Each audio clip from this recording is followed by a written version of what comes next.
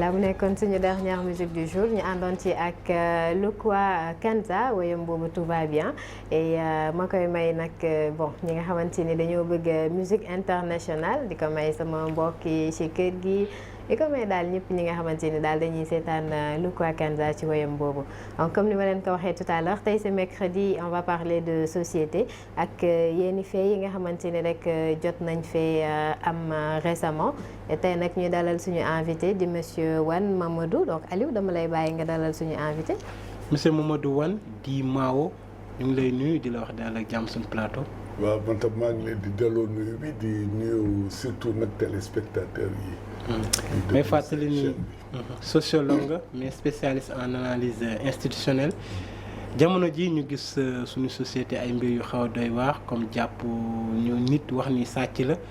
duma ko ba mu ñàkk bakkanam mu mel ni askan wi dafa commencé jël def maanaam boog justice boppam yow na nga ko gisee. non man nu ma ko gisee mooy soo demee ba yooyu dalay mandargal rek nit ñi wóolatuñu justice seen dëkk parce que ñu wóoloo justice seen dëkk duñ ko def suñu dëkk yi rek ngay gis ñu jàpp ki nga xam ne dañ ko tuumaal sàcc ba pare ñoom ci seen bopp ñu rendre justice lu ñuy wax justice populaire te xam nga état société dafa organiser ay bànqaas yu bari moo yore société bi mun nañ ko jàpp rek garab la ci bopp bi mun nañ jàpp état nag aussi dafa am ay bànqaas am na état c'est-à-dire lu ñuy wooyee nguur gi exécutif am na ñoo xam ne ñooy voté loi yi muy législatif ak justice système judiciaire nag parce que dañ lay wax ci sociologie état moo yore lu ñuy wax violence légalisée c'est-à-dire kenn amul droit yow tey soo doon doxantu yore pistolet mbaa yore gànnaay dañ lay jàpp alors que alkaati yi nga lu tudd gendarme ak bon soldat yi am nañu droit ba pare léegi mu am aussi lu ñuy wax kaso yow xam nga mënoo jël nit rek jàpp ko tëj ko donc lu am solo la état ci société donc suñu demee ba yegg foofu dafa am lu normelu ci société bi en tout cas lu commencé nga xam ne sécurité bi kenn bon néew na doole. mais est-ce que du tamit des fois ñu gis nit sàcc wala sax mu faat nit ñu yóbbu ko kaso quelque temps après mu daal di génn ñu koy gisaat ci société bi est-ce que du looloo waral askan wi tamit commencé jël yoonu boppam di fajal boppam. loolu laa wax xam nga dama ne la état dem naa ba indi bànqaas ba nga xam ne mooy justice du dëgg dañ lay jàpp yóbbu la defal la nu ñu koy waxee instruction ba pare yóbbu la devant procureur bi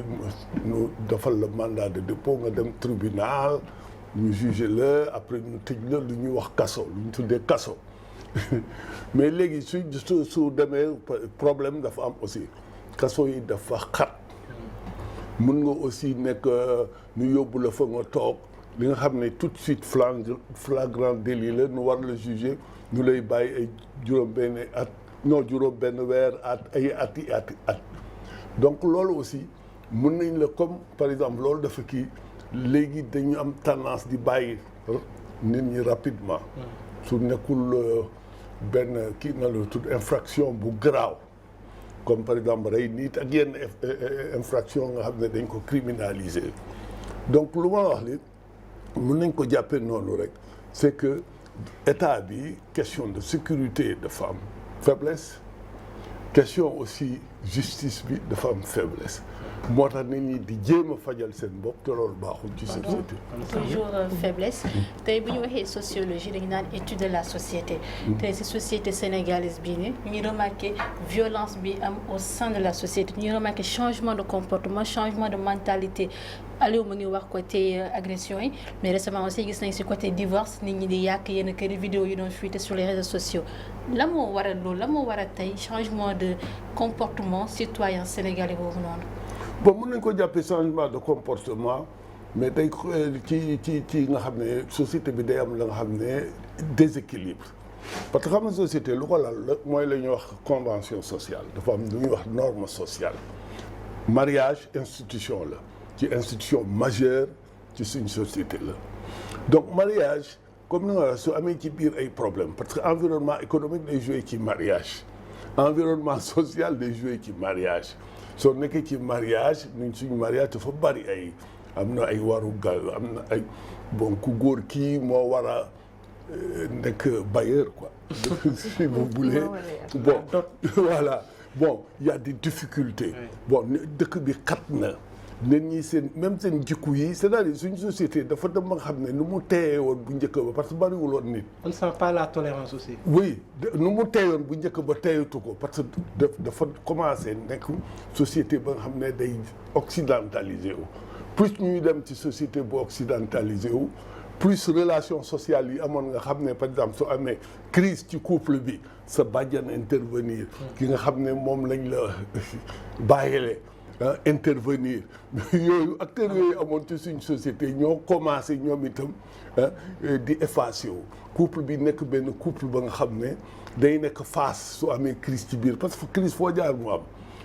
ay ñaari nit mën nañu bëggante au départ ba sëy mais ci biir sëy bi mu commencé am ay problème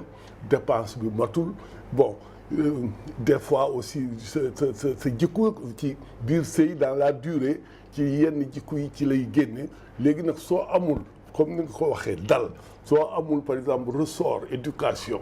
ressort bi nga xam ne moom lañ la ki yoon daal tabaxe woon te mooy doon lu ñuy wax les amortisseurs sociaux yooyu soo amul mu ngi mel ni oto bu amul frein day poser problème donc de plus en plus suñu société yi dañu nar a dem ci individualisation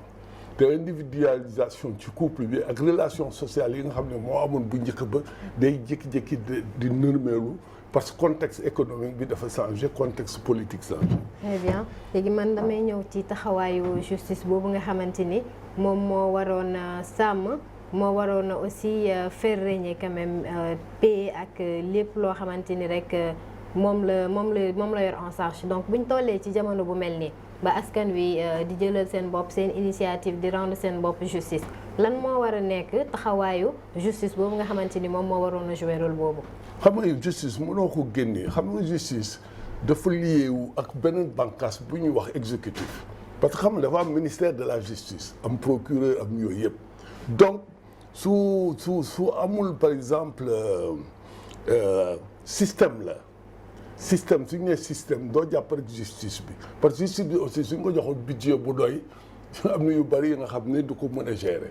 su par exemple aussi soo xoolee ñoom su bari dañ lay wax ne ñi nga xam ne ñoo war a juger dañu bariwuñu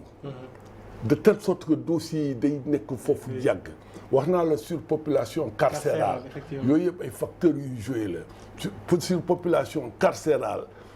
nan lañ koy régler est-ce que day tabax ay kaso parce que réew aussi bu nekk démocratie mënoo di tabax ay kaso sans arrêt kooku mënuloo ko même Sénégal yi duñ nangu jàpp seen budget yëpp di ko def ci ay tabaxu kaso ne ñu dañuy diit te un état démocratique doo demee noonu. waaw njiit yi sax ñemewu ñu ko parce que dañ naan ku tabax kaso. waaw yooyu tam am na ci représentation yi. sur le plan sociologique ci représentation yi am na. loolu mooy da nga koy dugg. yow yaa fay njëkk a dugg. ou en tout cas mun nga fa dugg. mais lu ñu mën a jàpp rek dañuy dem vers ay réformes nga xam ne par exemple bon yenn infraction yi nga xam ne du infraction yu garaaw a garaaw duñ la tëj dañ lay def. mun nañ la condamner ay travaux intérêt communautaire nga liggéeyal askan bi. est-ce que loolu gënul comme par exemple y a la terre qui est là bu ñu lay au lieu ñu lay tëj ñu yóbbu la nga. mais évidemment non il faut ñu def réforme c'est-à-dire dans une société su problème posé bu ñu dem ba nga xam ne nii di defar seen justice bopp c'est devenu très grave. parce que mun nañ la ci rey. on a vu am na kenn nga xam ne dañ ko rey. liberté 5 liberté 5 aussi. dañ ko rey. ba pare waaw après ñeneen ñi na la tudd. révolté wu ses amis. ses amis révolté wu. même c'est looloo xew tamit ca Waxinaan. Waxinaan et cetera et cetera et puis dana gën a dem. parce que quand même ñu ngi nekk ci benn contexte bu leen fàtte tous les prix ont augmenté. oui. le coût de la vie aussi day déterminé parce que compétition ressources yi mooy indi yenn comportement yi parce que yow suñu la exclure mënoo demander. man mi nga xam ne damay fayeeku weer ou yow miy fayeeku weer am nga au moins benn base économique nga am même comportement ki nga xam ne amul des moyens de survie économique soo amoon moyen de survie économique nga nekk benn société ba nga xam ne lu ñuy wax l'avoir moom la ñuy woy soo amul xaalis kenn du la woy dégg oto bu rafet nga woy la. Donc le Sénégalais est un peu frustré aujourd'hui, le Sénégalais lambda. Non, pas le Sénégalais lambda nañu wax affaire bi bañ ko raay presque 80% des Sénégalais qui sont dans la survie économique. Évidemment am na ñoo xam ne même soo nekkee dans la survie économique tàggat nañ la tàggat ba nga xam ne ci diine tàggat nañ la ba nga xam ne daa am benn résilience mais tu peux pas mënoo laaj résilience ñëpp les jeunes qui viennent d'arriver di gis ay comportement même suñu xool ci télé yi parce que xam nga télévision day mondialiser nga gis lu xew Paris nga gis lu xew États-Unis gars yi di fantasmer et puis lu ñuy wane souvent ñoom seen dañuy dem ba sublimer seen société ba xale yi nga xam ne yaakaar nañu ne pour nga tekki il faut nga dem te bon soo mënul dem nga jël gaal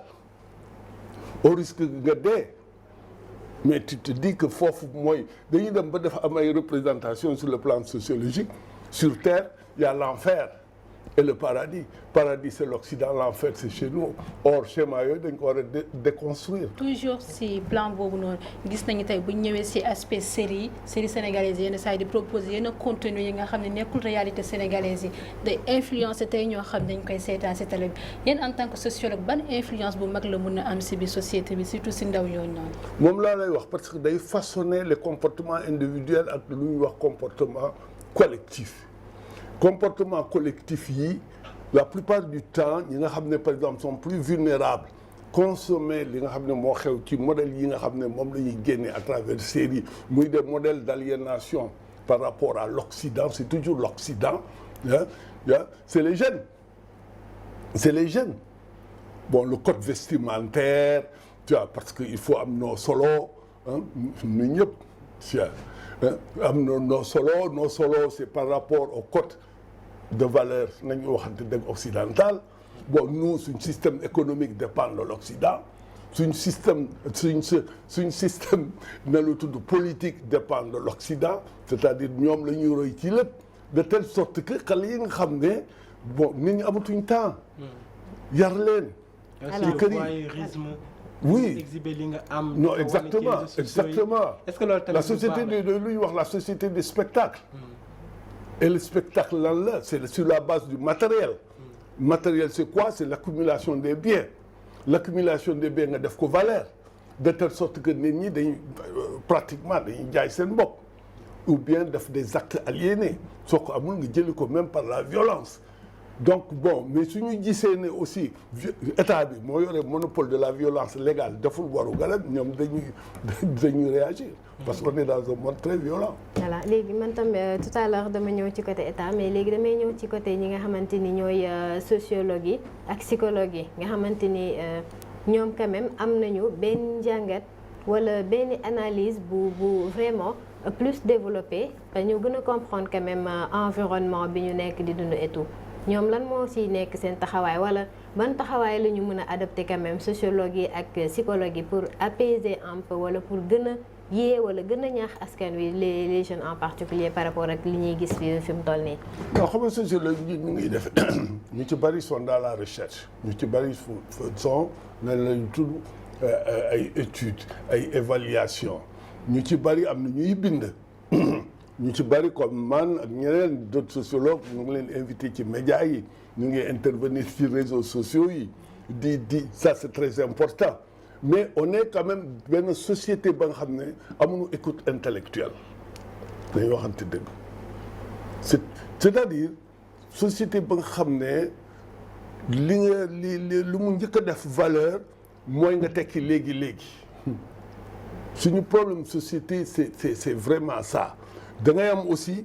parce que bul gis ne rek sociologue ak psychologue yi mooy par exemple nit ñi nga xam ne école française école occidentale mais am na ñu bari par exemple société le religieux rôle bu muy jouer tous les jours day jouer rôle c'est-à-dire église ou bien mosquée yaa ngi waaraate tous les jours ñu dégg waaraate mais xëy na thème yi quoi la ñu war a xoolaat mais bul fàtte ne que le religieux c'est un acteur c'est un intellectuel même su nekkul intellectuel traditionnel intellectuel la parce que lan la par exemple dans la religion am na lépp dañ lay wax par exemple nan nga war a comporter wu nan nga war a jaamu sa borom nan nga war a am relation man ak yow ak yooyu yëpp nan la ñu war a fonder famille nan nga war a muñ bañ nañ ko ba ne la sax peut-être soo souffrir fii bon une partie du paradis mun na am ñu mu assurer donc ñu ngi lay diggal di wax ay comportement am na nooy solo am na par exemple aussi nooy waxee saaga mais léegi suñu société yi saaga donne un passeport. Ouais. Voilà. léegi très rapidement li des ci waxtu bëriwul mais Mamadou Wane dit Mao d'où vient le nom Mao? Non mais man mon nom vient de mai 68. Vous êtes un maoïste? Je suis oui. Je suis de benn génération ba nga xam ne par rapport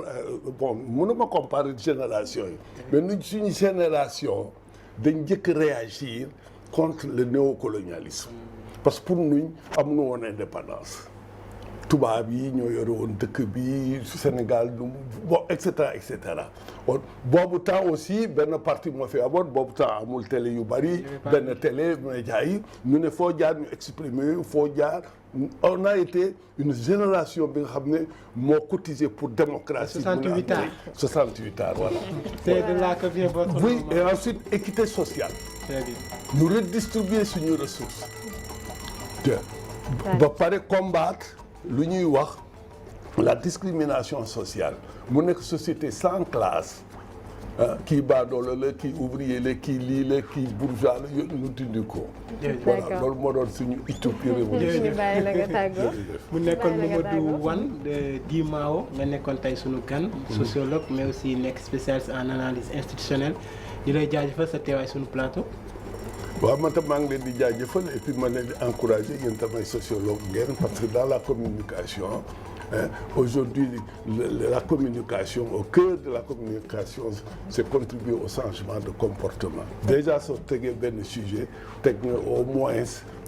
le début de la solution. merci beaucoup bàyyi la nga tàggoo Aliou. oui Fatou am na solo parce que am gan yu mel ni nga xamante ni ay borom xam-xam lañ lu am solo ndax dañ ciy gën a jàng.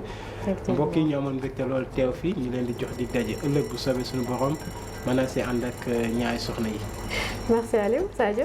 Alors merci Mamadou Wane sociologue si leeral yu ñu indil c'était vraiment intéressant merci Fatou Cissé Noir merci encore Aliou suñu góor bi nekk si plateau bi merci aussi képp koo xam ne ñu seetaan suñu Label TV nekk si xolu Sénégal Fatou bien merci à toi. voilà bien merci à toi Sadio et Aliou di remercier waat bu baax a baax monsieur Mamadou Wane di Mao bi nga xamante ni moo nekkoon suñu ganu tey ci suñu matinale j'espère que partage bi était intéressant pour suñuy téléspectateurs yi ànd ak ñun depuis ce matin dinañ gën a dellu si waataan gën a yaatal pour mu gën ñëw mun a jàppale rek ñu gën a ñaax askan wi et li nga xamante ni moo nekkoon suñuy valeur d'antan ñu mën a ñëwaat vraiment parce que loolu la ñu xama donc di remercier téléspectateurs yi ànd ak ñun depuis ce matin ci suñu émission suñu matinale donc dañ leen di jox dig daje rek demain incha allah ci beneen matinale ak yeneen invité donc waa cas bi ak suñu buzz ñu ngi ñëw tout à l'heure pour li des ci journée bi suñu Label TV ngeen mun ko am ci canal 27 TNT et Label Radio 99.6 donc restez connectés au programme de suñu Label TV et à demain incha allah bonne journée.